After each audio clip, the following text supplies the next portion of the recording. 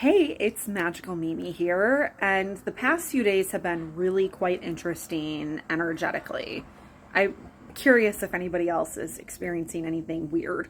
For me, on Sunday night, I started having a tension headache that was like right here, and then eventually it moved to like around here, all the way around my head. And I really struggled to sleep. I continued to have it on Monday. I could literally feel the pressure in my head from the tension headache. Nothing was working. I woke up like after 4 a.m. Monday. So like my Sunday sleep time, I woke up at 4 a.m. It was really painful.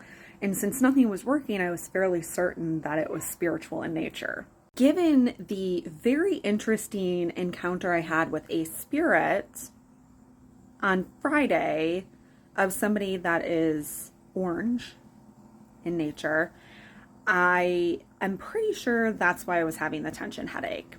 And then yesterday in the morning, that orange guy goes on the Friends of Foxes and talks about how he really wants to get into heaven.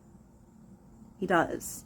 Like, I'm absolutely positive that that's what he wants. He knows. He truly does know that he really is low on the totem pole and more than likely will have to go to the soul treatment center. And so when he's talking about heaven, he's referring to not having to go to the soul treatment center. But I got news for you, Donnie boy. Your soul is still going to the soul treatment center after everything your soul has done since you were Romulus Augustulus.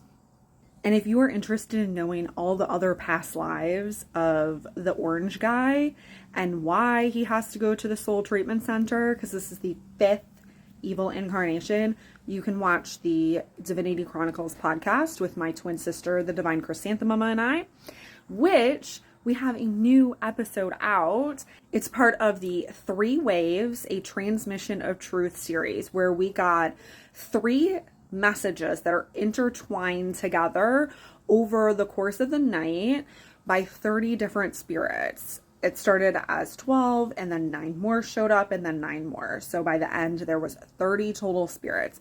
So wave one's message is already out on our podcast. If you follow Magical Mimi on Substack, there's a post that will link you directly to the podcast episode. It is currently free for everyone.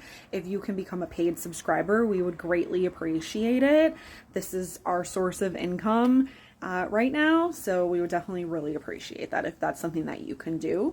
But you definitely want to watch that because wave 2 is coming, and that is about the orange guy and what our spirits told us on August 8th, and then we recorded that message with our friend, the Enchantress of Shadows, on August 11th. So last Monday we recorded it, and then we had this encounter on Friday the 15th, and then yesterday on Tuesday, Orange Guy says what he says on the Friends of Foxes. Yeah, everything's lining up.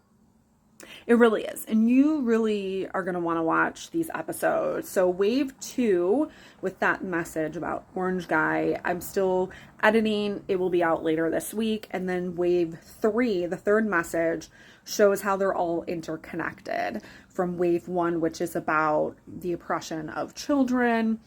You're going to want to watch those because this third wave ties it all together and describes exactly what type of people that do this, that uphold the patriarchal systems, why and how they are able to do that in the third message. So that will be out probably early next week, depending on how quickly I can get it edited for all of you. But definitely go to the Divinity Chronicles on Substack, the podcast that I have with the Divine Krysanthe Mama, and watch wave 1. Stay tuned for wave 2. And I'm going to write more on my own Substack about that encounter on Friday and the messages that we've received and some things that Orange Man's soul said to the Divine Krysanthe Mama and I.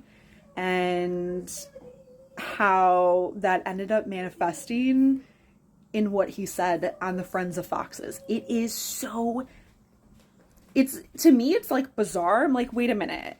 What did he say on the phone? That's interesting. So interesting. But it really did happen, this interaction. And then not too long after, he says some things. So, yeah, he knows.